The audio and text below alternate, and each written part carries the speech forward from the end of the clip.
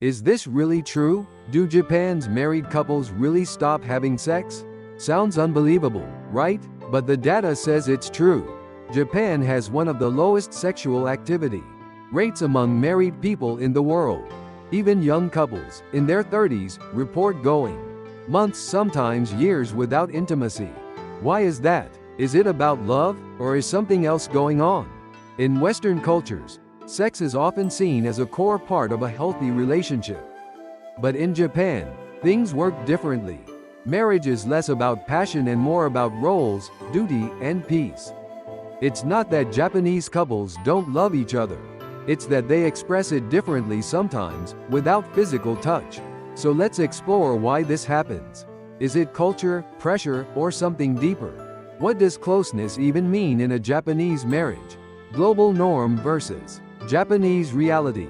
How often do married couples have sex in your country? In many Western nations, the average is once a week or more. But in Japan, it's far less frequent. A government survey found that nearly half of married couples hadn't had sex in over a month. Some haven't had it in over a year. That's not rare. It's normal. In fact, the term sexless marriage is widely used in Japan. And it doesn't always mean the couple is unhappy. Some say, we're just too busy. Others say, we've become more like roommates. And for some, the idea of sex just fades away. It's not about cheating or conflict. It's about comfort, fatigue, and shifting priorities. Compared to global norms, Japan is clearly unique. But does that make it wrong? Or just different? Not about love, but roles. In many cultures, marriage is seen as the ultimate symbol of love. Two people choose each other for life through emotion and passion.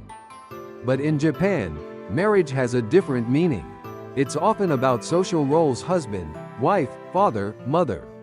Once people marry, they step into those roles with seriousness. Love becomes quiet, passion becomes private, daily life turns into a routine of responsibility. The husband works long hours. The wife manages the home, the children, the details. Even when both partners work, the emotional distance often grows, because the focus shifts from each other to the family unit. Marriage becomes a system of function, not just affection. This doesn't mean couples don't care. It means they express care through effort and duty, not always through touch. In Japan, fulfilling your role is an act of love. The pressure of family life, raising kids, working long hours, taking care of everything, every day. That's the life many Japanese couples face after marriage. And in this routine, intimacy often fades. Not from dislike, but from exhaustion.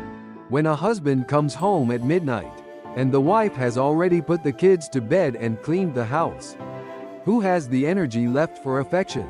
In Japan, overwork is common. Many men feel their duty is to provide, not to connect emotionally. Women, even if employed, carry most of the household burden. The result? Time for each other disappears. Sex becomes one more task that feels too heavy. And when months pass like this, the silence becomes normal. No one complains. No one asks. They just live side by side, but no longer face to face. Silent expectations. In Japan, people often don't say what they really want. They hope others will understand without words. This is called reading the air. And in marriage, this unspoken habit becomes even stronger. If one partner feels lonely, they often stay silent. If one wants more intimacy, they rarely say it. Why? Because asking feels selfish. Because disturbing the peace feels worse than feeling distant. So the silence grows, and both sides wait, hoping the other will notice. But no one speaks. No one wants to bother the other. In Japan, harmony is more important than confrontation, even in bed. And so, without words, physical closeness slowly disappears. Not by decision but by quiet drift. This isn't coldness. It's just how many Japanese couples try to keep peace even in silence. Is romance even expected? What do you expect from marriage? Romance? Passion? Physical affection? In many cultures, those are seen as essential. But in Japan, expectations are often very different. Many couples feel that romance is something for the dating phase, not for marriage. Once married, people shift focus. It becomes about stability, responsibility, and raising children. Love is still there, but it changes form. It becomes quieter, more practical. Holding hands, hugging, or saying I love you are not common. And sexual desire is often seen as childish or unnecessary. Does that surprise you? Imagine a world where being too romantic makes you seem immature. In Japan, many people believe that true love is shown through action, not through words or touch. So ask yourself, is romance something you need in a marriage? Or is it just one possible form of love? The Mendokusai factor. Mendokusai. It's a word you'll hear a lot in Japan. It means too much trouble or I can't be bothered. And believe it or not, it's one reason why many couples stop having sex. Initiating intimacy? Mendokusai. Talking about feelings? Mendokusai. Making time for each other? You guessed it, Mendokusai. In Japan, keeping life smooth is important. Anything that causes friction is quietly avoided. Sex, though natural, takes effort. You have to plan. You have to talk. You have to feel. And when you're tired, stressed, or used to the silence, even love starts to feel like labor. So people let it go. Not because they don't care, but because starting again feels like too much work. Mendokusai isn't laziness. It's a quiet surrender to life's weight. And in that surrender, intimacy slips away. Media, not marriage. What happens when needs go unmet in a marriage? In many cultures, people might talk, seek help, or try to reconnect. But in Japan, some take a quieter path. They turn to media. Japan has one of the largest adult entertainment industries in the world. Manga, video games, host clubs, virtual romance apps, all offer fantasy, control, and emotional safety. No conflict, no rejection, just stimulation on demand. For some, this becomes a replacement for real intimacy. It feels easier, safer, less complicated. And the more they turn to media, the less effort they make with their partner.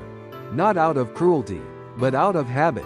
When needs are quietly met elsewhere, the urgency to connect at home slowly disappears. This doesn't happen to everyone. But in Japan, where emotional expression is already quiet, media fills the silence without a word. Is this a problem? Is sexless marriage really a problem? Some couples say no.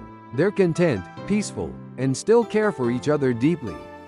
But on a national level, Japan is facing a quiet crisis. Fewer couples are having sex. Fewer babies are being born. And the population is shrinking. It's not just about romance.